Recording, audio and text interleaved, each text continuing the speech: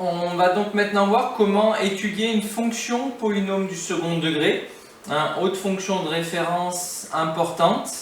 Donc une fonction polynôme du second degré, qu'est-ce que c'est? C'est lorsqu'il existe trois nombres réels a, b et c, avec a différentes zéros, tel que pour tout nombre réel x, on puisse écrire f de x égale ax au carré plus bx plus c.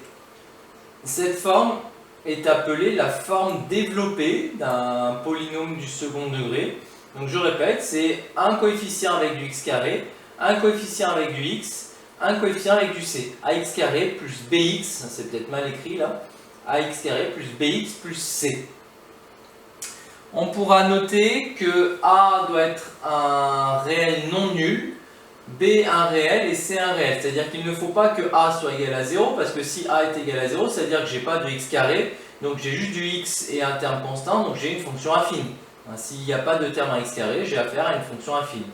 Donc pour avoir un polynôme second degré, il faut avoir un coefficient à x carré qui ne soit pas égal à 0. Après, par contre, je peux éventuellement avoir b qui vaut 0, c'est-à-dire n'avoir pas de x, ou n'avoir pas de terme constant, avoir c qui est égal à 0.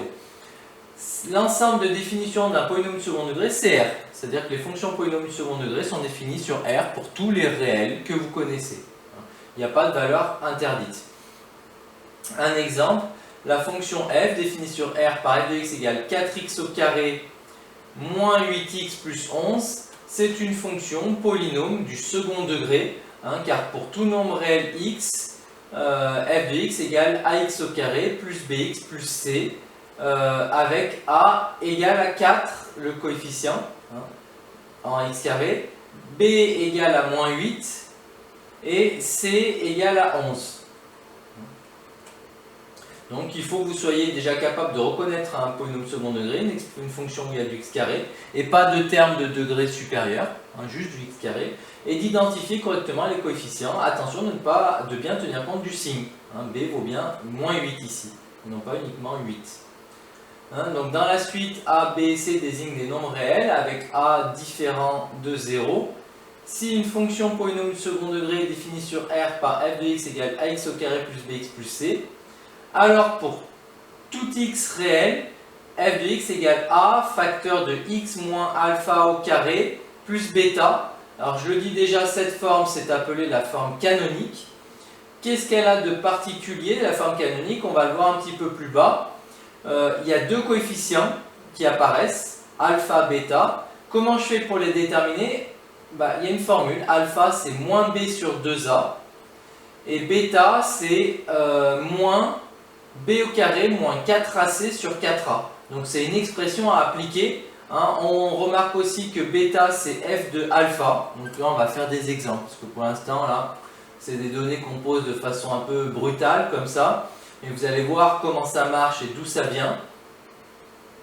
Autre remarque importante, la fonction carré définie sur R est une fonction polynôme du second degré, avec comme coefficient 1 pour le A, 0 pour le B, il n'y a pas de terme en X, et 0 pour le C, il n'y a pas de terme constant. Donc voilà, on introduit donc la forme développée d'un polynôme du second degré, c'est ax carré plus bx plus c, alors que la forme canonique, ça représente la même fonction, mais écrit sous une forme différente. C'est a facteur de x moins alpha au carré plus bêta. Donc c'est une autre écriture de la même fonction. Donc en reprenant la fonction polynôme du second degré définie sur R par f de x égale 4x moins 8x plus 11. Je vais vous dérouler là parce que c'est peut-être important que vous compreniez bien ça. Dérouler comment ça marche. Concrètement, voilà, vous avez votre polynôme du second degré, donc 4x au carré moins 8x plus 11. Imaginez qu'on vous demande de trouver la forme canonique. Pour trouver la forme canonique, elle est là, il me faut A, mais A il est facile, il est égal à 4, et il me faut alpha, bêta. Donc j'identifie mes coefficients, j'ai B qui vaut moins 8, et j'ai C qui vaut 11. D'après la formule qui est là, alpha c'est moins B sur 2A. Donc c'est une formule à appliquer, je vais pouvoir déterminer alpha, donc on a dit moins B sur 2a, c'est-à-dire moins 8, moins 8 ça fait plus 8, sur 2a, sur 2 fois 4, 8. Donc là, sauf erreur de ma part, alpha est égal à 1. Et ensuite bêta, j'applique la formule moins b au carré moins 4ac sur 4a. Donc ça, qu'est-ce que ça donne? Moins 8 au carré moins 4 fois ac, 4 fois 4 fois 11. Divisé par 4a, donc divisé par 4 fois 4. Hop, je calcule un petit peu tout ça. Qu'est-ce que ça doit faire? Et si je serre, ça doit rentrer là. Moins 8 au carré, ça fait 64. Avec le moins qui est devant, ça fait moins 64. 4 fois 4, 16. 16 fois 11, ça doit faire moins 176. Donc ça fait moins 64. Moins 176.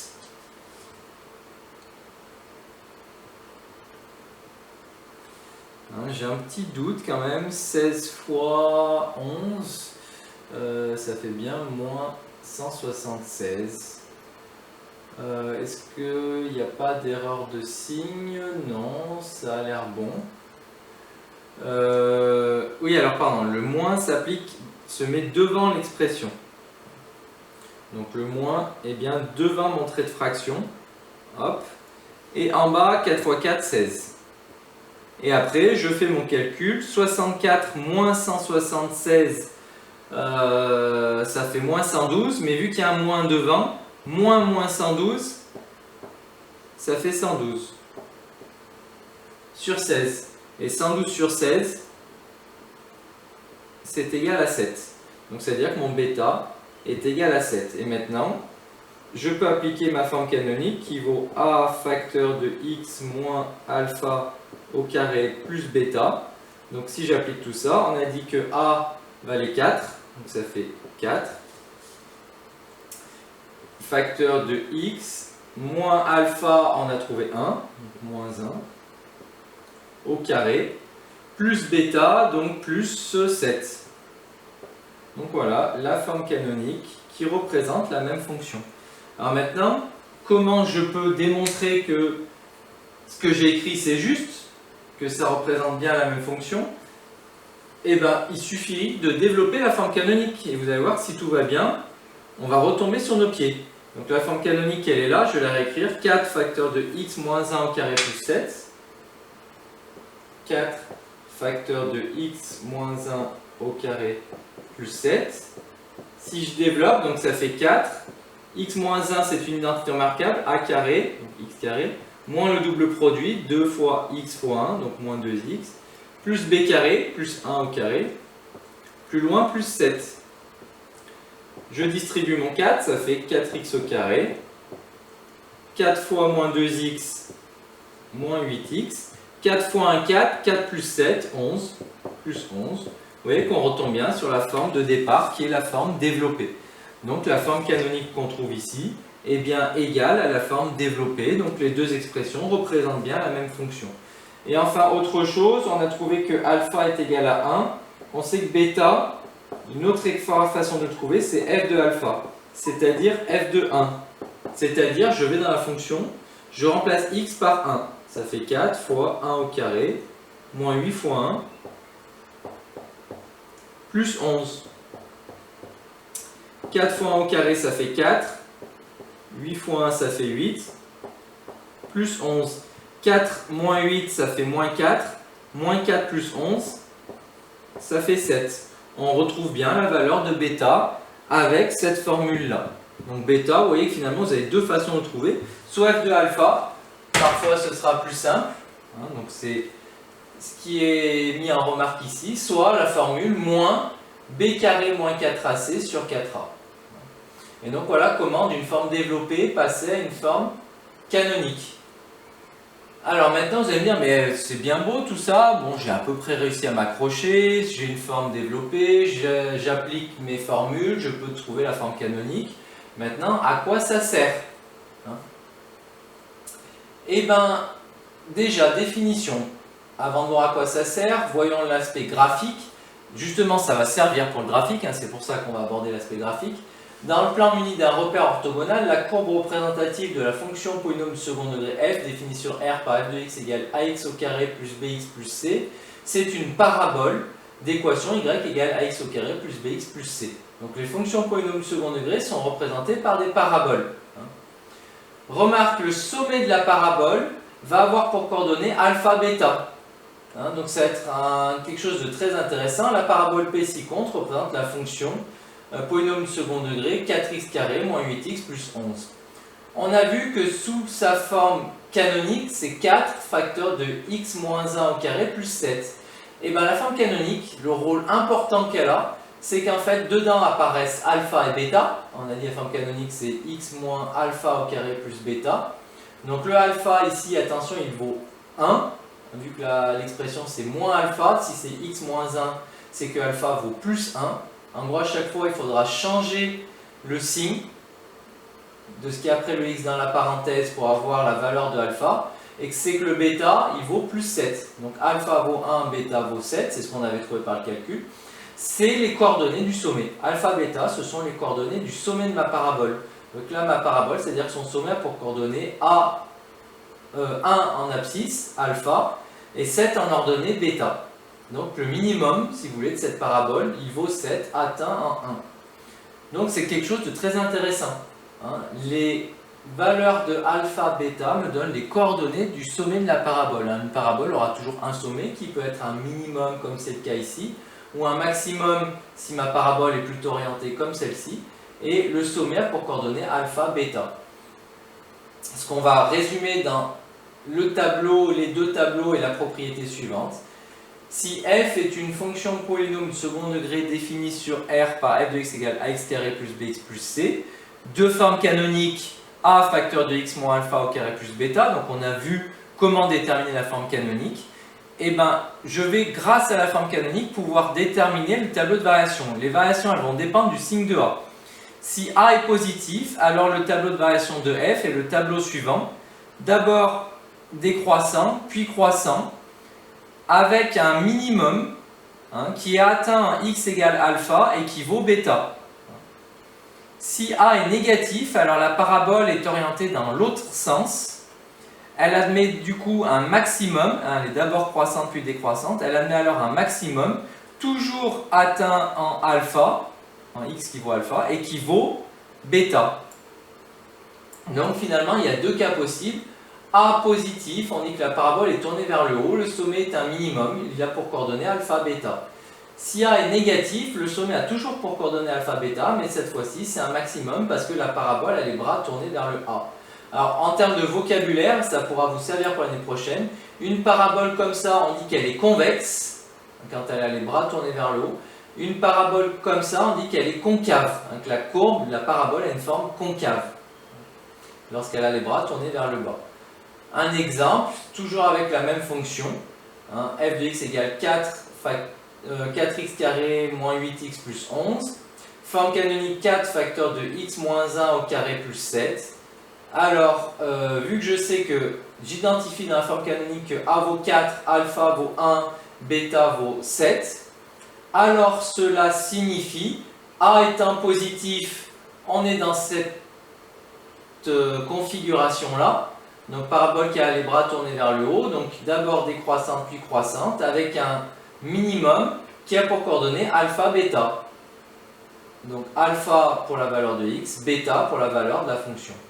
Donc voilà comment, à partir d'une forme canonique, vous déterminez les variations d'une fonction polynôme du second degré. Pour être sûr que vous avez bien compris, si vous voulez, je vous propose un deuxième exemple. Je vous donne une fonction polynôme second degré classique. On va l'inventer comme ça, on va voir si on a du bol, si on tombe sur quelque chose de sympa. f de x égale 2x au carré plus 10x moins 8. Et je vous demande, non, je vais même mettre plus 12x moins 8. Et je vous demande de déterminer les variations de ça. Donc pour déterminer les variations de cette fonction-là, le plus simple c'est de déterminer sa forme canonique. Donc déjà j'identifie les coefficients. A égale 2, B égale 12, C égale moins 8. Je dois déterminer alpha, qui vaut moins B sur 2A, qui vaut donc moins 12 sur 2 fois 2, 4. Moins 12 sur 4, ça doit faire moins 3. Et ensuite, je détermine bêta.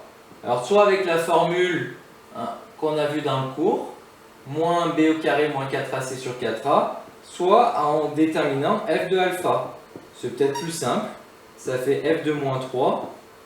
F de moins 3, donc ça fait 2 fois moins 3 au carré, plus 12 fois moins 3, moins 8. Je calcule, moins 3 au carré, ça fait 9. 2 fois 9, 18. 12 fois moins 3, moins 36, moins 8. 18 moins 36, ça doit faire moins 18. Moins 18 moins 8, ça doit faire moins 26. Et donc, ça veut dire que ma forme canonique est égale à A, donc qui vaut 2, facteur de x moins alpha, attention, alpha c'est moins 3, donc moins 3, ça fera plus 3, au carré, plus bêta, donc plus moins 26, moins 26. Voilà la forme canonique. À partir de cette forme canonique-là, je vais pouvoir en déduire les variations de ma fonction. Parce qu'après, une fois que j'ai la forme canonique, mon tableau de variation, il se construit toujours de la même façon. Deux lignes, une pour x, une pour les variations de ma fonction. Les fonctions polynômes second degré, on a établi qu'elles étaient définies sur R. Je dois regarder le signe de A qui étant positif, j'ai une parabole convexe, donc qui a cette allure-là.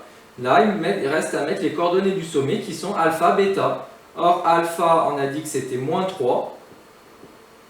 Et bêta, on a dit que c'était moins 26. Donc cette fonction est une parabole qui a un minimum valant moins 26 atteint en moins 3. Et donc ça ressemble à ça. Et donc là, regardez ce qui se passe concrètement graphiquement. Ma fonction, on a vu que c'était 2x carré plus 12x moins 8. Là, je vous ai représenté graphiquement avec GeoGebra la fonction ax carré plus bx plus c avec que des coefficients 1 au début. Donc choisissons les bons coefficients. A égale 2, b égale 12. Alors malheureusement je ne vais pas pouvoir. Donc je change les propriétés pour aller jusqu'à un maximum de 12.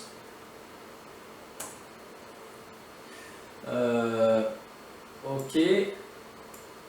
Hop. Et mince, c'était c. C, il vaut moins 8, donc il faut que je rechange les propriétés pour pouvoir commencer à moins 8.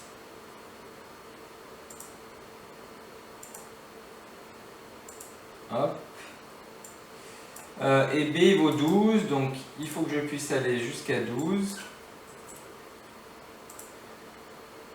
Voilà, donc ma fonction, elle ressemble à ça. Donc on a établi qu'elle avait un minimum atteint moins 3 qui valait moins 26. Bah regardez, si je dézoome, c'est bien une parabole. Le minimum est atteint en moins 3 et il vaut moins 26. Regardez, je change un petit peu mon échelle, vous le verrez sans doute mieux.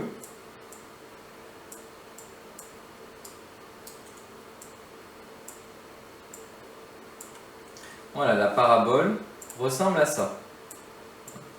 Et puis tant que j'y suis, je voulais vous montrer le rôle de ces différents coefficients. Le A, regardez, quand je le fais bouger, hop, je vais dézoomer pour que vous puissiez bien voir. Quand je fais bouger mon A, ça modifie l'allure de ma parabole. Et vous voyez surtout le passage du positif, parabole convexe, bras tourné vers le haut, au négatif, parabole concave, bras tourné vers le bas. Et regardez le cas particulier, quand A égale 0, on a expliqué, c'est une fonction affine. Hop. Donc c'est représenté par une droite. Il n'y a pas de coefficient x carré. Donc voilà le rôle du A. Le rôle du C, c'est l'ordonnée à l'origine en fait. C'est le point à lequel ma parabole coupe, si vous zoomez, si je zoome on verra mieux, c'est le point à lequel ma parabole coupe l'axe des ordonnées. Si C égale moins 8, elle coupe l'axe des ordonnées en moins 8. Si C égale 12, elle coupe l'axe des ordonnées en 12. Et le B, lui, il est plus complexe. C'est un peu un coefficient de pivotement de ma parabole. Mais surtout, regardez bien le rôle du A, donc orientation de ma parabole, et le rôle du C, ordonnée à l'origine, le point à lequel ma parabole coupe l'axe des ordonnées. Donc voilà les conséquences graphiques des coefficients A, B et C sur une parabole du second degré. Et voilà comment graphiquement, justement, vous pouvez vérifier que ce que vous trouvez est cohérent. Là, on a trouvé une parabole décroissante jusqu'à moins 26, enfin jusqu'à moins 3 où ça vaut moins 26, puis croissante ensuite. On a vu que c'était bien le cas quand on mettait les bons coefficients. Donc voilà les principales propriétés, les principales choses à retenir sur une fonction polynôme du second degré, qui sont des fonctions très importantes que vous allez retrouver et étudier régulièrement. Donc cette dernière partie est vraiment à bien maîtriser. Donc pour ça, faites des exos pour essayer de faire tourner tout ça.